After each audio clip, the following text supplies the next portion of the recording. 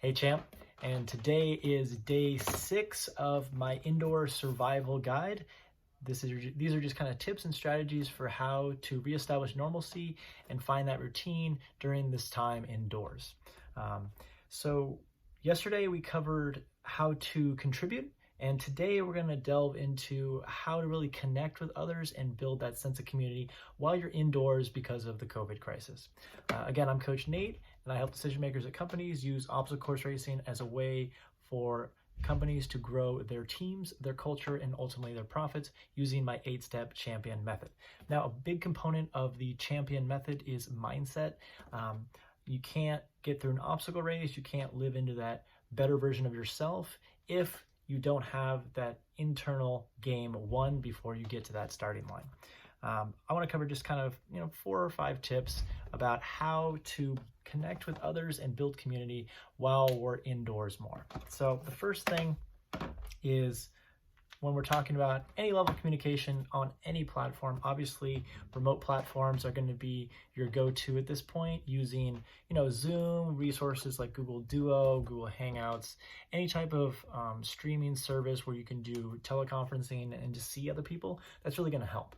But we have to remember just kind of the basics of communication here, which we can't just short circuit just because we all of a sudden now are online.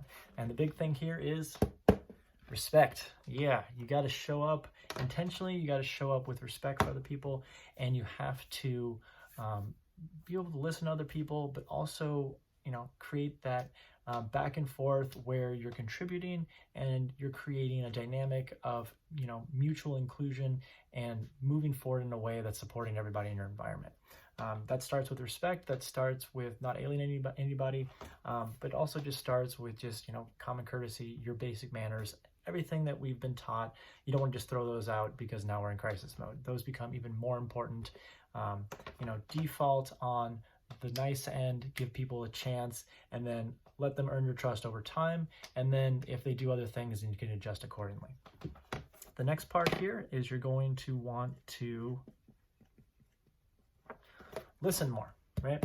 We all want to go default, just blab and just kind of unload on people about this and this and this and all of the information we're getting fed.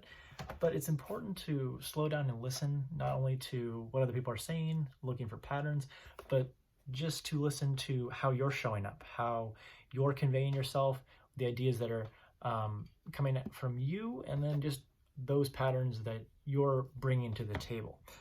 The more that you're listening, the more you're going to be able to see those patterns, and the more that you're going to be able to not knee-jerk reactionary, default aggressive, or default to some response that might not be the right response for that situation. You got to get all the information. You got to slow down and making sure that you understand where people are coming from, what they're really trying to say before you jump to conclusions. The next part here is you're going to want to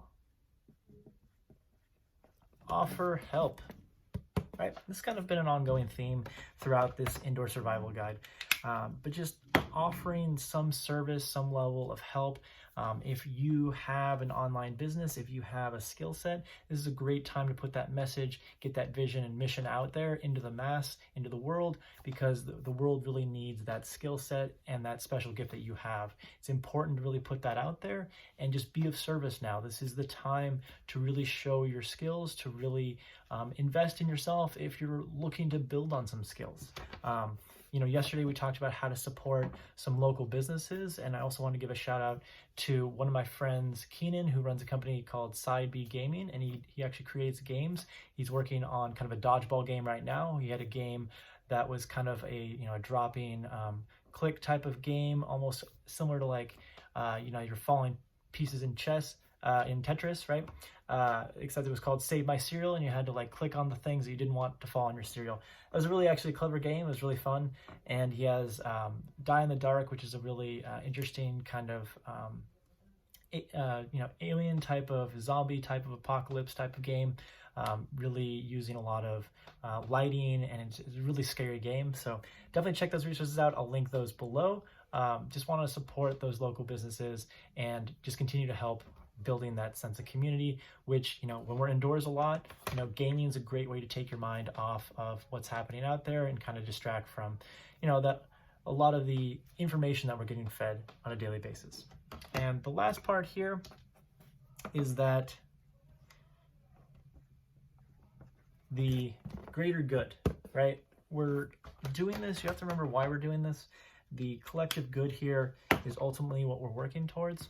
It's trying to slow the spread of the coronavirus, right? You want to flatten that curve, prevent that spread of infection, so that we can buy our hospital staff enough time to adjust to the influx of patients, and then also on the back end of the research side to allow them to develop a vaccine and give them extra time to slow the infection rate. There's plenty of information which I've linked below, and I'll continue to link below for more about that if you want to go a little bit more in depth on the science part of it. But just know that all of this, the social distancing, this shift is to prevent everything from shutting down and our entire way of life changing. It's just that this part is going to be a little difficult, and you have to step outside of the minor inconvenience that you can't go and do as many things as you want, and just realize that, okay, you know, on the back end, we're going to come out stronger because of this, and just we're going to have to change our day-to-day right now. Now, I know a lot of people are, you know, in industries that have had to shut down completely, and this is a great time to really invest in yourself, build that skill set, and then figure out a way to continue to move forward so that, you know, you can continue to adjust as things come at you. So all of these elements of building a community, you're gonna have to lean on people that have some skill sets. You're gonna have to learn new skill sets, and you're gonna have to find ways to adjust to various different niches and find a way to keep moving forward. That's kind of the message I really want you to receive, is that just the ability to say good is making that situation a little bit better and making you focus on what you can do instead of what you can't do. Once you turn to that possibility, you're going to open up a lot more doors, and opportunities will start to present themselves. You just have to start looking and being a lot more clever about how to find those opportunities right now. It's going to have to require a lot more resourcefulness, and it's not going to be easy. I'm not going to say, oh, you can find a job tomorrow. You're going to have to really spend a lot of time deep diving into, okay, what can I do right now? What can I use these skill sets to build or create or contribute during this time? So, you know, just a quick recap for building communities and connecting with each other. You got to start with respect, you know, whether that's on a remote call, online communications, any type of interactions with people at the grocery store. You got to be cognizant that, you know, there is a greater good here, and we're thinking about, you know, other people and how we all fit into this. The next part is you got to listen, try to understand where people are coming from, try to empathize with people and understand that everyone's circumstances are different, and this crisis affects people completely differently, and they're going to have a different perspective, and try to learn from that and try not to jump to any knee-jerk reactionary impulse responses, because that's going to create that disconnect, and you're going to create, you don't want to create that problem within your community. You want to be understanding and try to find a way to bring each other together. The next part here is you got to offer service. You got to help in some capacity, whatever way that is. This is a time where everyone needs to come together, and we need to pull our resources to get through this. If we just try to self-isolate and ignore each other, it's going to make this a lot more challenging, and it's going to be kind of that prison type of mentality. And you don't want everyone on their own. You want to still have that sense of community. You're going to have to just change the dynamic of how you interact. It's just going to have to go more virtual. You know, you can still do a lot of calls. I use Zoom a lot. You're going to have to find ways to make that work for you in whatever capacity that is for you.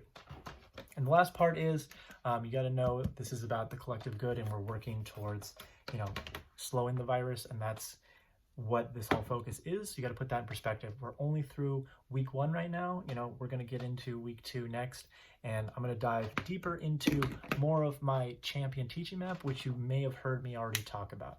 So definitely look for that next video coming up this week, where I'm going to dive into and kind of explain a little bit more about the champion life and what that is and how you can live into that better version of yourself.